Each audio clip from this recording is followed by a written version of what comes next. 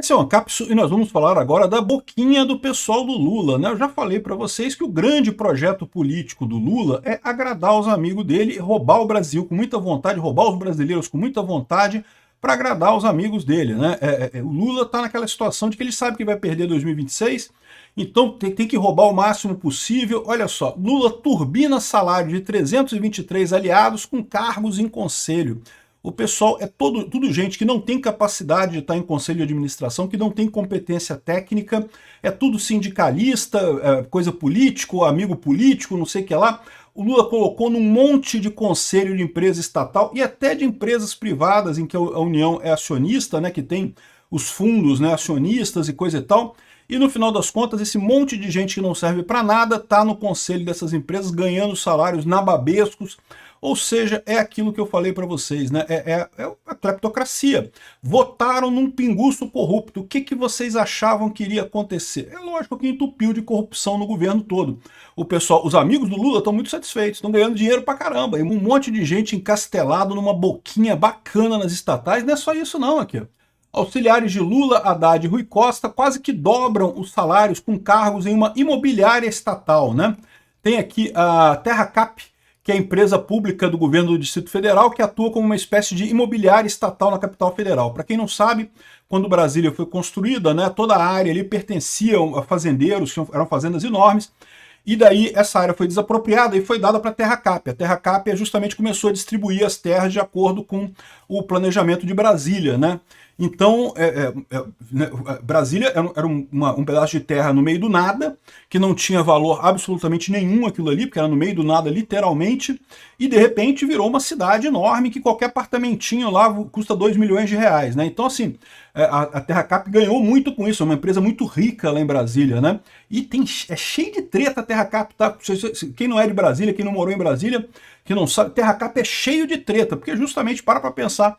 Ó, imagina o valor que tem isso, né? É lógico que a boa parte das terras foi usada para construir coisas do governo, então meio que não ganhou nada com isso, mas para pensar, é um monte de terra que não valia nada e de repente começou a valer dinheiro pra caramba, TerraCap ficou muito rica, né? É cheio de roubo nisso daí. Enfim, aqui ó, um monte de gente aqui também, esposas de conselheiros dobram a renda dos ministros do Lula, né, ficando no TCE, é só boquinha, meu amigo, é o governo da boquinha.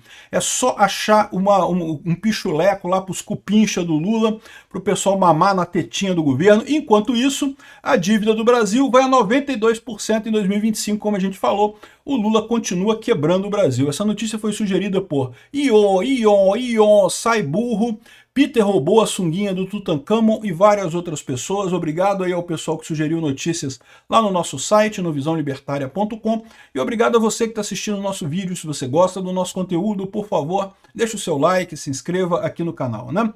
Pois bem, aqui ó, o presidente Lula garante renda extra a 323 aliados, que nomeou para conselhos de estatais ou de empresas privadas da quais a União é acionista. Esses cargos rendem remuneração apenas pela participação em reuniões de colegiados. E olha só, eu vou te falar um negócio, tomara que esse pessoal só faça isso mesmo, só vá na reunião do colegiado e não fale nada, porque pior ainda é se esse pessoal resolver participar da vida da empresa e tomar decisões pela empresa mesmo, né?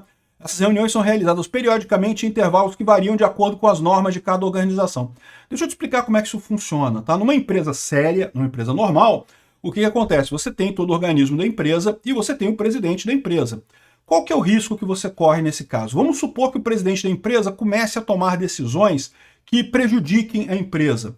Tem que ter algum órgão acima do presidente da empresa para verificar ali, para saber se ele está fazendo a coisa certa, né? Em tese, quem faz isso são os acionistas da empresa. Quem é o dono da empresa, ele pode ir lá e pode inspecionar para ver se o trabalho do CEO está sendo bem feito. Só que o que acontece em muitas empresas? Em muitas empresas, não tem como todos os sócios ficarem inspecionando o CEO da empresa para saber se o CEO da empresa está fazendo a coisa certa ou não. O CEO da empresa é o presidente da empresa, o cara que manda na empresa. Aí o que eles fazem? Eles criam um grupo de pessoas, de investidores. Então, ao invés de todos os investidores ficarem investigando o CEO para ver se ele está tudo certinho, cria-se um conselho, que é um grupo de pessoas que vai de tempos em tempos se reunir e checar se o CEO está fazendo as coisas certas naquela empresa. Se você mora em condomínio, você está acostumado com esse tipo de coisa, né? Você tem o síndico do condomínio, que é a pessoa que faz a administração do condomínio, e lógico, ele deve fazer as coisas no interesse de todos os moradores do prédio. Então, o que os moradores fazem? Geralmente elegem um chamado Conselho Fiscal, que é um grupo de pessoas que vai ficar investigando se o síndico está fazendo as coisas direito realmente. Então, esse é o conselho de administração das empresas. E empresas boas, né, o que acontece? Os sócios principais indicam pessoas de confiança que vão formar esse conselho e que vão, então, verificar se o CEO está agindo corretamente, né? É lógico que para você trabalhar no conselho de uma empresa, você precisa ter um bom conhecimento, pelo menos sobre a área daquela empresa. Senão, como é que você vai saber se o CEO está fazendo a coisa certa ou não, se ele está agindo no interesse correto das pessoas ou não? Se você bota uma pessoa que não entende nada de nada, a pessoa não vai fazer nada, não vai cumprir o papel dela, né? E o que o Lula está fazendo é exatamente isso. O Estadão pegou aqui, fez um levantamento, 40 pedidos com base na Lei de Acesso à Informação, cruzou dados das empresas com documentos do Ministério da Gestão Petista e descobriu que um total de 323 pessoas que trabalham no governo Lula também são conselheiros em empresas estatais e empresas privadas controladas pela União, ou seja, é boquinha. O pessoal ganhou boquinha do Lula. Para ganhar dinheiro, até 80 mil reais que você ganha por mês, sendo que você só precisa ir em reuniões de vez em quando, ou seja, tem uma reunião... Tem empresas que fazem só reunião anual, meu amigo. O conselho só se reúne uma vez por ano. Imagina, você tem um emprego que paga 80 mil por mês para você uma vez por ano participar de uma reunião e nem precisa fazer nada, porque em tese você está ali para verificar o que o CEO fez. Se você disser, não, tá tudo ok aí, não tem problema nenhum, não, acabou, não tem problema nenhum, né? Só que a merda desse tipo de coisa é que não deveria ser isso, né? Porque, de novo, quando o governo é acionista em uma empresa, todos nós, brasileiros, somos acionistas nessa empresa. Se o Lula está botando uma pessoa incompetente para ser a conselheira lá, o que está acontecendo? Né? O CEO pode estar roubando, quando a empresa estatal tipicamente está roubando, e o conselho não vai fazer nada, porque o conselho também está roubando, também está todo mundo roubando, todo mundo feliz da vida na ladroagem aqui, né? E só nós nos fudendo do lado de cá, evidentemente, para pagar esse prejuízo todo aqui.